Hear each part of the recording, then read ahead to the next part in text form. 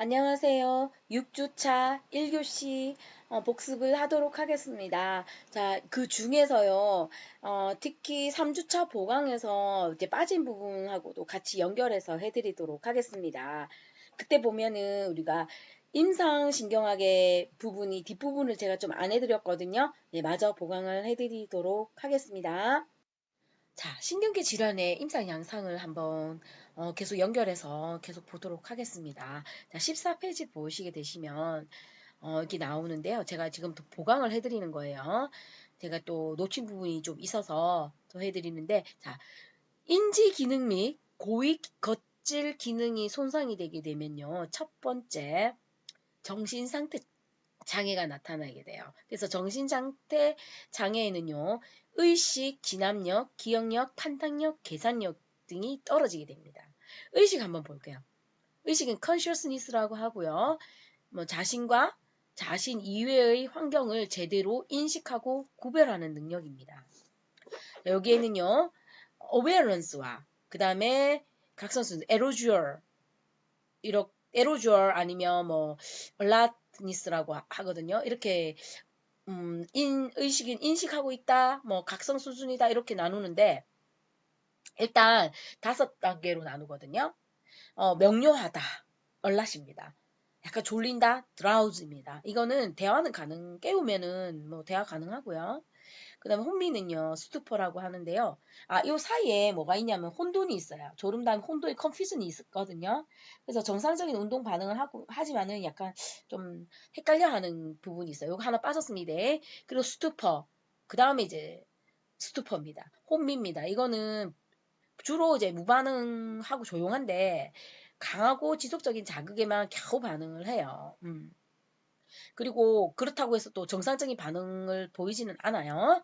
그 다음에 이제 반원수입니다. 세미코마는 자발적인 근육 움직임은 없지만 고통스러운 자극을 주었을 때 어느 정도 피하려는 것만 나타나게 됩니다. 마지막으로 혼수가 있죠. 네. 자, 그리고요. 기억 진압력입니다. 이거는 time, place, person에 대한 거죠. 그래서 시간이 제일 먼저 상실되고 그 다음에 시간, 장소, 그 다음에 사람 이런 식으로 상실이 일어난다라고 합니다. 예. 기억력은요. 두 가지죠. 최근 기억과 장기 기억으로 구분이 되죠. 그래서 그 뜻은 최근 기억은 잠깐 이제 저장되는 게 며칠 정도 지속되는 거고요. 그다음 장기 기억은 영구적으로 아니면 수개월 동안 저장되는 단계죠. 자, 판단력과 계산력은요. 판단력이라는 것은 속담풀이나 사회적 상황에 대한 그 행동 반응을 말하는 건데요. 여기 이런 거고요. 계산력이라는 것은 간단한 계산이죠. 100 빼기 7 이런 식으로. 이런 것들이 모두 다 문제가 생기게 된다라는 겁니다. 네, 또 이제 두 번째로 신경계 손상 환자에서는 또 언어 장애가 발생할 수가 있는데요. 자, 브로카와 베르니케. 브로카는 이제 말하는 거죠. 여기가 말을 못 하는데 이해하는 거죠. 베르니케 이해입니다. 센소리입니다. 그래서 이해는 하는데 말은 잘하겠죠. 단지 이해를 못하는 그거를 갖다가 베르니케 언어 상실증이라고 합니다. 반면에 그 베르니케와 브로카와 베르니케를 연결해주는 활골다발이 있어요. 여기 문제가 생기는 것이 바로 전도성 언어 상실이라고 제가 저번 시간에 말씀을 아마 드렸지 싶어요. 그래서 보시면 베르니케 언어 상실증 같은 경우는 이해를 못하는 거잖아요. 그래서 의미 없는 말을 계속 내뱉고요. 대신에 시각이라든가 청각은 정상이어서 동문서답을 좀 많이 합니다. 그리고 또 수용성 언어 상실증이라고도 합니다. 네. 그리고요, 여기 밑에 이제 전도 언어 상실증입니다. 이거는 유창성 언어 상실이거든요. 말은 잘하는데, 이해는 하고 말도 잘해요. 전달을 못하는 거예요. 전달 능력이 떨어지는 게 바로 전도 언어 상실증이에요. 그러다 보니까 이제 이해는 했지만 따라하기가 안 되는 거죠. 네. 반면에 이제 비유창성 언어 상실증, 브로카 언어 상실증과 완전 언어 상실증이 있는데 브로카 언어 상실증 같은 경우는 표현을 못하는 거죠. 표현 언어 장애죠. 그래서 이해는 했지만 전달 능력이 없는 거예요. 자, 그 외에요. 이거 외에 또 명칭 언어 상실증이라는 게 있습니다. 그래서 이 명칭 언어 상실증은요, 쉽게 말하면 명사를 잊어버리는 거야. 그거 하는 거 있잖아. 뭐 우리도 이거는 정상이죠. 우리가 살아가면서 물건 이름이 갑자기 생각 안 날 때 있잖아요. 그래서 명사가 생각이 안 나는 경우 있잖아요. 그거를 갖다가 뭐 하는데요. 이건 아마 베르니케 일부분에서 문제가 있어서 생기는 건데, 모든 정상인입니다. 네. 네, 신경계 손상 환자에서는요, 당연히 기분과 감정 장애가 생기는데요. 아무래도 별일 아닌 것에 막 운다거나 화를 낼 수도 있습니다. 네, 그 다음에 인식불능. 인식불능은 이제 알지 못한다, 또는 실인증이다라고 하는데요. 감지는 되지만은 이제 대뇌 겉줄에 이제 콜텍스에 문제가 있는 거니까 아예 이제 감지를 못하는 거예요. 바로 인식불능입니다. 자, 그 다음에 그래서 인식불능증에는 보게 되면 이제 만약에 마루엽이 손상이 되면은 촉각이 인식불능이고요. 뒤통수엽이 만약에 문제가 생기면 시각인식불능증, 그다음에 관자엽에 문제가 생기게 되면 청각인식불능증, 그다음에 입체인식불능증 뭐 이런 게 있는데, 입체인식불능이란 뭐냐면 이 입체라는 것은요, 내가 느끼는 감각이에요. 그래서 눈 감고 이제 만약에 열쇠를 쥐어주잖아요. 그럼 우리는 열쇠라는 걸 알게 되잖아요. 그 이유가 뭐냐면 머릿속에서 이걸 조합해가지고 내가 만들어내는 감각이 바로 입체 인식이거든요. 그래서 이게 안 된다라는 겁니다. 그 외에는 뭐 서화인식 불능 또는 위치인식 불능이 있습니다. 다섯 번째, 이제 편측 무시 증후군이 있죠. 자, 편측 무시 증후군은요, 보통 오른쪽 되뇌 방구에 이제 문제가 생겼을 때 많이 이제 생기고요. 그 다음에 행위상실증 한 번만 더 보도록 할게요. 행위상실증은요, 보시게 되면 이제 여러 가지가 있는데, 운동이라든가 감각에 아무런 장애가 없어요. 그리고 의식 수준도 있어요. 의식도 있어요. 그런데도 이제 과거에 했던 거를, 이미 학습된 거를 할 수가 없는 거예요. 그걸 갖다가 행위상실증, 아프락시아라고 얘기를 합니다. 여기에는 뭐 관념 행위상실증이 있는데, 이게 뭐냐면 관자엽이 손상이 되어가지고요, 지시는 이해를 해요. 근데 행동을 못하는 거예요. 칫솔을 주면서 이게 칫솔이라는 것을 알지만 칫솔질 해보세요라고 했을 때는 못하는 거예요. 두 번째, 구성 행위상실증이 있는데, 이거는 마루엽이 손상되었을 때거든요. 그래서 이거는 구성이니까 어떤 계획된 순서에 이렇게 맞춰서 하는 거를 못하는 거예요. 뭐 블록 쌓기라던가 아니면 아래 위 구분하는 거, 그 다음에 뭐 옷 입는 거, 이런 게 일어날 수가 없습니다. 그 세 번째, 관념 운동 행위상실증은요, 앞 운동 영역이 손상된 거거든요. 그래서 과제를 수행을 할 수는 있고 도도 이해를 해요. 그런데 굉장히 서투르다라는 겁니다. 그게 가장 큰 특징이에요. 자, 두 번째로 이제 운동기능 손상이 보이는데요. 자, 첫 번째 이제 근긴장도의 손상이 있게 됩니다. 자, 여러분, 제가 시험 문제를 냈는데요. 근긴장도가 뭐예요? 근긴장도라는 것은요, 치료사가 환자한테 수동적으로 움직이려고 할 때 느껴지는 저항감이 바로 근긴장도입니다. 자, 뭐라고요? 수동적, 그 다음에 저항감. 이게 바로 근긴장도거든요. 그래서 저긴장도가 나타날 수도 있고 과긴장도가 나타날 수가 있는데요. 만약에 저긴장증이 나타나는 경우는 보통 뭐 척수매독이라든가 아니면 에레멘 병변, 그 다음에 운동신경병증에서 이제 나타나게 되거든요. 뭐 아니면 손해 질환 있을 때 많이 나타나게 됩니다. 그래서 이런 경우에 이제 보시게 되면 애기 보이죠? 이게 플로피 앙팡이라고 하는데요. 이게 무슨 말이냐면 이제 그 진행성 근위축증이죠. LMN 문제가 생겨서 생긴 유전병인데, 이런 경우에는 플로피가라는 뜻이 헝겊 인형을 말하는 거예요. 그래서 헝겊 인형은 어때요? 축축 처지잖아요. 그래서 플로피 앙팡이라고 부릅니다. 두 번째, 과긴장증 한번 볼게요. 과긴장증에는 스파스티시티와 그다음 리지디티가 있어요. 스파스티시티는요, 그야말로 UMN 장애고요. 특징으로는 이제 PROMC의 시작 시에 저항이 증가한다는 거예요. 그리고 속도에 굉장히 의존적이고요. 특히 펴이 될 때 저항감이 많이 나타나게 되고요.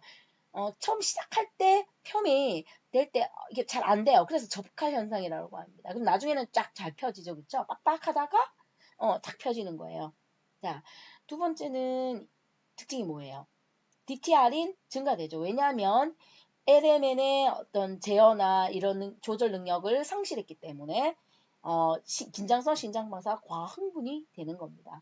그래서 불완전 척수 손상이 가장 심하고요. 그 다음에 일반 척수 손상, 마지막으로 뇌 손상일 때 이런 DTR이 나타납니다. DTR 증가가 다릅니다. 그러니까 DTR이 불완전 척수 손상이 가장 크게 나타나고요. 그 다음에 일반 척수 손상이고 마지막으로 뇌 손상, 뇌졸중 같은 경우가 이제 가장 적게 나타납니다. 예. 즉, 거칠 척수로에 영향을 준다라고, 영향을 받은 거죠. 자, 두 번째, 경축입니다. 경축이랑 리지드티인데요. 이거는요, 운동회로 선택 장애예요. 그러니까, 바깥 피라미드고, 바깥 피라미드계, 즉, 올리브, 그물체, 덮개, 적색, 이렇게 있잖아요. 대표님, 파킨슨 같은 거. 그래서 이런 경우는 PROM 시에 양방향으로 저항이 증가하고요. DTR은 상관없습니다. 그리고 전 범위에 걸쳐서 나타나죠. 긴장도가 느껴지죠. 그리고 완전한 근이완을 할 수가 없습니다. 그래서 정상 운동 프로그램이 탈억제돼서 이제 불수의적으로 막 일어나게 되는 거죠. 여기까지 좀 이해하시겠어요? 여기에는 두 가지가 있죠. 낙관형, 톱니바퀴형으로 나타난다라는 겁니다. 예.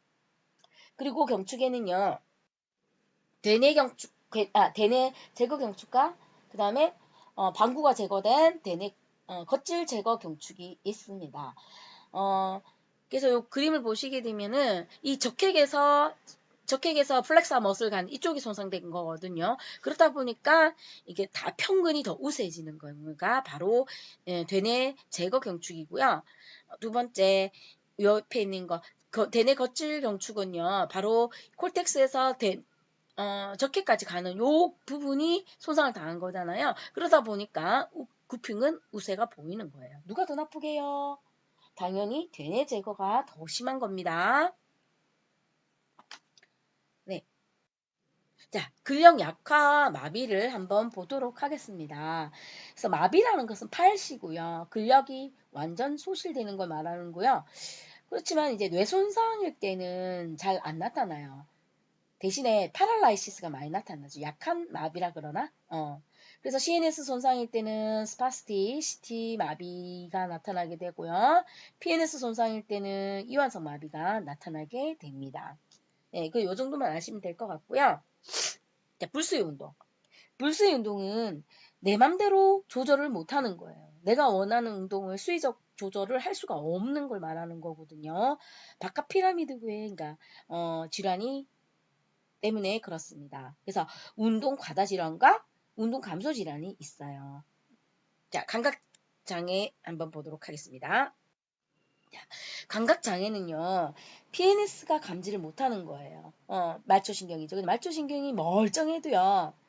또는 이제 말초신경은 멀쩡해도 마루엽, 관자엽, 뒤통수엽이 문제가 생기게 되면 그 감각을 감지를 못하는 걸 말하는 거예요. 거기에는 얕은 감각장애, 의식적 깊은 감각장애, 무의식적 깊은 감각장애, 복합 감각장애가 있는데요. 얕은 감각장애라는 것은 가벼운 촉각, 온각, 온도각을, 통각을 모르는 거예요. 이거는 이제 가쪽 촉수로 쪽에 문제가 생기는 거예요. 두 번째, 이제 의식적 깊은 감각은 위치 감각하고 진동 감각이 대표적인데요. 균형에 관련이 되기 때문에 실조 있을 때 이런 게 생기게 되고요. 무의식적 깊은 감각 장애는 이제 손해로 들어가는 감각이 문제가 생기는 거예요. 그래서 몸통 근육 조절이 불가능해지는 거죠. 휘청거리는 경우가 있고요. 복합 운동 감각 장애는요. 입체 인지 감각 인식 불능과 소화 감각 불능이 나타나서 즉 이 입체인지는 뇌가 조합해서 느끼는 감각인데 마루역 감각이 손상된 경우가 대표적이라고 볼 수가 있습니다. 예. 자, 그래서 이 감각장애 양상을 보시게 되면 이상 감각, 감각 소실, 깊은 감각 소실이 있거든요. 이상 감각은 어떤 거냐면 저린다거나 자결감이라든가 정기적 감각, 그다음 전기가 팍 온다는 이런 느낌이요. 그다음에 감각이 과민해진다거나 통각이 과민하게 느끼는 게 이상 감각에 해당합니다. 감각 소실은요, 통각, 온각, 촉각, 진동 감각, 고유 수용성 감각이 소실되는 것을 감각 소실이라고 얘기를 하고요. 감각 실조 같은 거 아니면 떨림, 트레머 있는 것을 깊은 감각 소실이다라고 합니다. 그러니까 구분할 줄 아셔야 됩니다. 반사 볼게요. 자, 반사는요, 힘줄 자극이죠. 그래서 이제 속도를 빠르게 이제 펴지는 걸 말하는 건데요.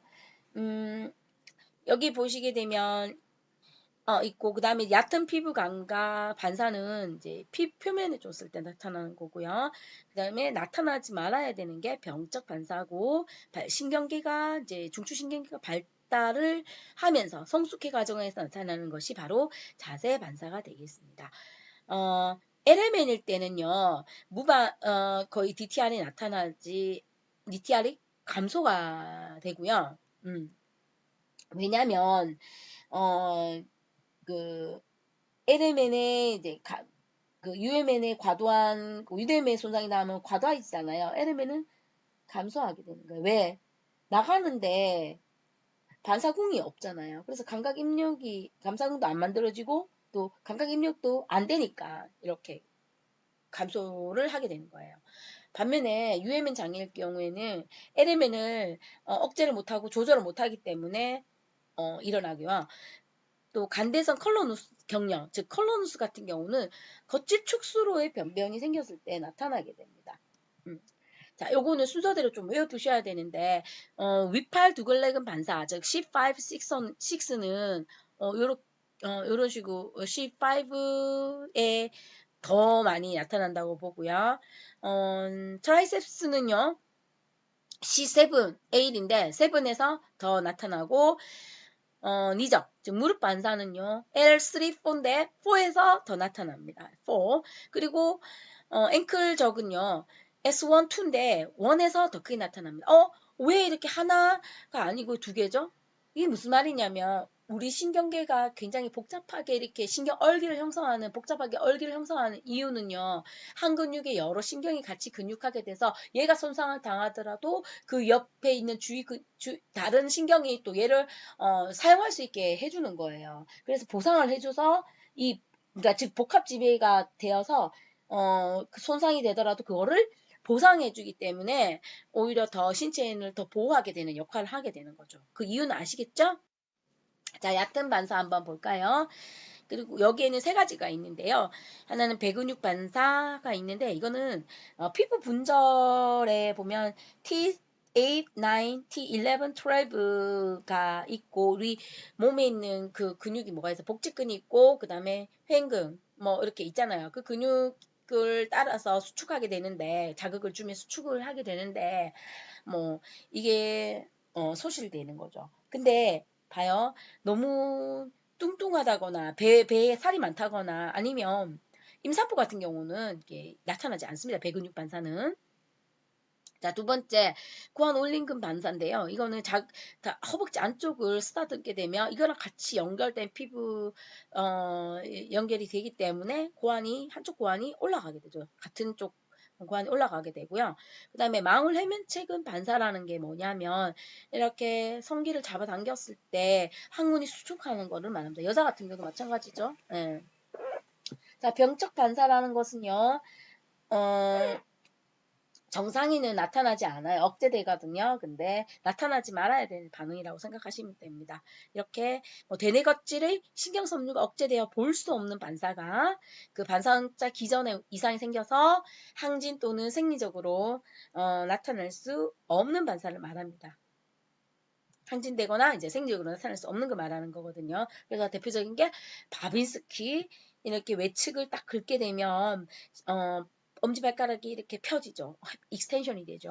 그 다음에 요거를 좀 더 자세하게 보기 위해서 오펜하임이라고 있어요. 이렇게 허벅지, 허벅지가 아니고 장단지 안쪽을 이렇게, 밑으로 쭉 긁어 내리면, 이렇게 엄지발가락이 올라갑니다. 네. 그리고 호프만은, 가운데 손가락을 이렇게 튀기거나 이렇게 자극을 주게 되면 두 번째, 세 번째 손가락이 굽혀지는 반응을 보이면 양성입니다.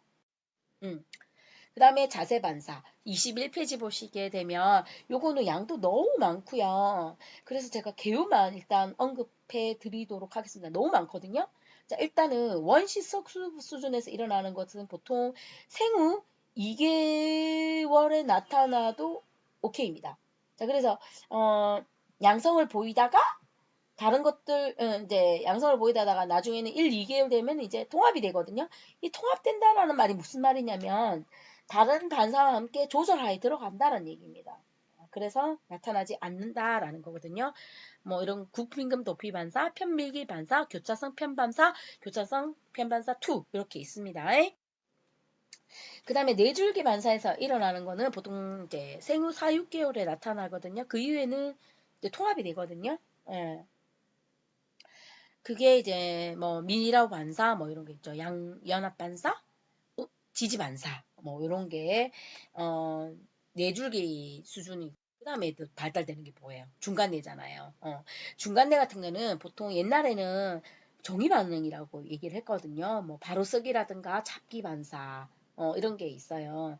그래서 이거는 평생이 지속이 돼야 돼요. 이게 중간뇌 수준부터는 이제 우리 이제 평생 동안 나타나면 평생 동안 이제 거의 지속되는 게 많아요.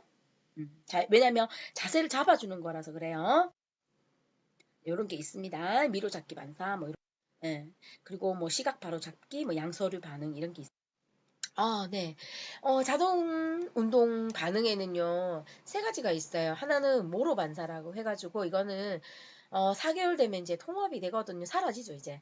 그래서 애기들 신생아 태어나게 되면은 이 모로 반사 때문에 애기가 잘 자지를 못하고, 등만 조금만 돼도 막 울고 그러잖아요. 몸이, 팔이 벅 퍼지거든요. 어, 그래서 뭐, 애기가 등 센서가 달렸나? 왜 이렇게 눕히면 일어나? 이렇게 얘기를 엄마들이 많이 하죠. 자, 3개월 정도 되면 없어집니다. 그다음 뭐, 란다우 반응이 있어요. 이거는 2년 반 정도 되면 이제 통합이 되고요. 보편근 밀기 반응, 파라슈 반응이라고 하는데 이거는 6개월 정도에 출현해서 평생 지속이 돼야 돼요. 왜냐면 자세 반응이기 때문에. 자, 그 다음에 더 고이중추인 바로 이 대뇌거질 반사입니다. 대뇌거질 반사도 마찬가지로 출현했다면 평생 지속이 돼야 되는 거예요. 그래서 보시면 뭐 바로 누운 자세 반응, 뭐 자세, 그 다음 네 발 무릎, 뭐 앉은 자세, 뭐 무릎 선 자세, 뭐 발 이동 반응, 뭐 이렇게 있는데, 그래서 이렇게 중추신경계가 점점 성숙해 갈수록 척수, 뇌줄기, 중뇌, 그 다음에 대뇌거질 이렇게 가잖아요. 그래서 성숙해 가면서 대뇌거질이 누구예요? 대뇌거질 전에 뭐예요? 중뇌죠, 그렇죠? 중뇌를 이제 억제하고 통합해버리고 또 이 중뇌가 발달하면서 또 뭐예요? 뇌줄기에 나오는 이 반사를 갖다가 통합하고 또 억제를 해버리고 또 뇌줄기가 발달하면서 원시 반사를 또 통합하고 억제하고 이런 식으로 이제 되는다라는 겁니다. 네, 좀 이해 가시죠? 전반적인 개요만 말씀드렸어요. 하지만 이거는 이제 소화 부분 하시는 선생님들은 반드시 다 외우셔야 됩니다. 네. 손해 기능 장애를 한번 보도록 하겠습니다. 신경계 중에서도 이제 손해 보겠습니다. 자, 손해는요, 평형 근긴장도 협조 운동에 관여하고요. 자, 첫 번째 문제가 생기게 되면 겨냥 이상이죠. 즉 원하는 목표 지점에 도착을 못하는 걸 말하는 거고요. 상반 운동 반복 장애라는 건 뭐예요? 주동근하고 대안근의 근긴장도를 빨리빨리 조절을 못하는 거죠. 그래서 동작이 부드럽지 못하고 또 서툴죠. 그 다음에 세 번째, 반동현상이란 뭐예요? 팽팽하게 이렇게 검사자와 환자가 대치하고 있을 때 갑자기 검사자가 손을 빼게 됐을 때 환자가 힘 조절을 못해서 네, 반동이 일어나는 거고요. 그 다음에 일자 보행 장애는요, 뭐냐면 발꿈치와 발가락 끝을 붙이면서 이제 걷는 건데, 손의 손상이 있으면 중심을 잘 못하고 이렇게 휘청거리는데, 이게 뭐냐면, 어, 보통 이제 우리가 균형은요, 두 가지가 있거든요. 동적 균형과 정적 균형이 있잖아요. 동적인 것을 바로, 동적인 자세를 잡는 것을 균형이라고 하고요. 정적인 자세를 유지하는 것을 평형이다라고 얘기를 합니다. 그러니까 조금 차이가 있습니다. 자, 룸버그 증후는요, 손의 손상의 경우에는 음성이 나타나게 됩니다. 자, 룸버그 테스트는 실조를 감별할 때, 여러 가지 실조를 감별할 때 쓰이는 건데요. 자, 우리가 균형을 잡으려면 세 가지가 있어야 되잖아요. 시각, 안뜰, 그 다음에 고유수음기. 요 세 가지가 적절하게 작동을 해서 균형을 이루게 되는데, 정상인일 경우에는요, 이 중에서 두 가지만 가지고도 보상을 할 수가 있어요. 근데 룸버거 징후는요, 감각성 실조라든가 안뜰성 실조 같은 경우는 시각을 차단했을 경우에 굉장히 휘청거린다라는 거죠. 아니 넘어지거나 그때 반응이 아주 크다라는 거죠. 그래서 양성이다라고 합니다. 손해는요, 뭐 눈을 감든 뜨든 상관없어요. 자, 그렇기 때문에 음성이다라고 얘기를 합니다. 자, 보행장애 한번 볼까요? 자, 우리가 뇌를 손상을 당하게 되면 신경이 손상을 할 때 이렇게 보행장애 나타나는데, 자, 첫 번째 A 그림은 반신마비 손상의 걷는 모습이죠. 이렇게 공동운동 나타나면서 나타나는 동작이고요. 두 번째는 파킨슨 환자죠. 허리를 약간 구정한 자세로 해서 보폭이 굉장히 짧게 패스네이팅 걸음을 걷게 되고요. 자, 세 번째는 이제 손의 실조예요. 다리를 아주 크게 벌리고, 왜냐면은 넘어질 것 같으니까. 그리고 특히 손에 손상 당한 쪽, 동측으로 손상을 당하잖아요. 그쪽으로 많이 몸이 기울어요. 한쪽으로 몸이 많이 기우는 모습을 보이거든요. 예. 그리고 그래서 이제 와일드 보행을 걷게 되고 넘어지지 않으려고요.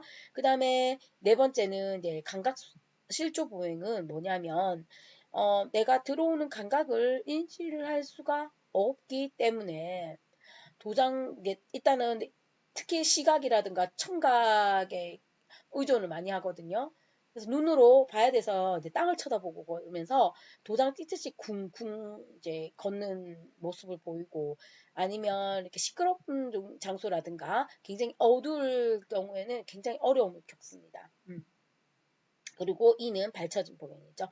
그래서 풋드랍이 있을 경우는 무릎을 높이 드는 경향을 보입니다.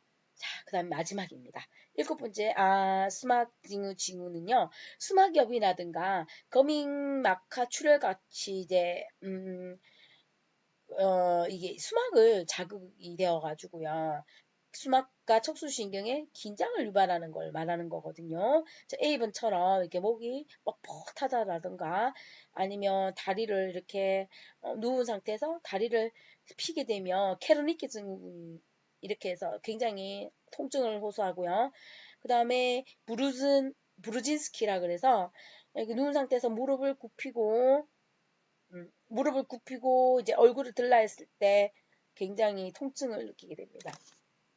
이런 수막이 자극되어 가지고 대표적인 거 뭐 HMP도 있잖아요. 말초신경에서는 이제 디스크가 오게 되면 어때요? 수막이 자극되어서 통증이 나타나게 되잖아요. 예.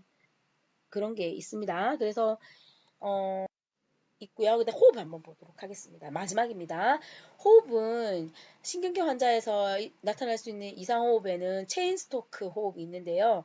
이건 보통 사이 내에서 손상이 왔을 때 하는데, 즉 과호흡과 무호흡이 규칙적으로 일어난다라는 거예요. 그것뿐만 아니라 건강한 노령자에서도 일어납니다. 보이고요. 자, 중추신경성 과호흡이라는 게 있습니다. 중간내와 다리 내에서 병변이 일어나게 되면 지속적이고 빠른 과호흡이 일어나게 됩니다. 하부 다리 내에서 만약에 손상이 오게 되면요, 긴 호흡을 수초 동안 지속하는 호기를 하는 지속호흡, 흡입호흡을 하게 되고요. 하부 다리뇌라든가 상부 순뇌가 손상이 오게 되면 군집된 호흡이 불규칙하게 일어난다는가. 무슨 말이냐. 빠른 호흡이 군침 형태로 나타난다는 겁니다. 그리고 순뇌가 손상되었을 때는 완전하게 불규칙한 그런 실조성 호흡이 이제 일어나게 되죠. 그래서 이렇게 우리가 아니면은 실조성 호흡은 뭐 이제 임종이 이제 임박할 때도 이렇게 보이기도 합니다. 자, 여기까지입니다. 감사합니다.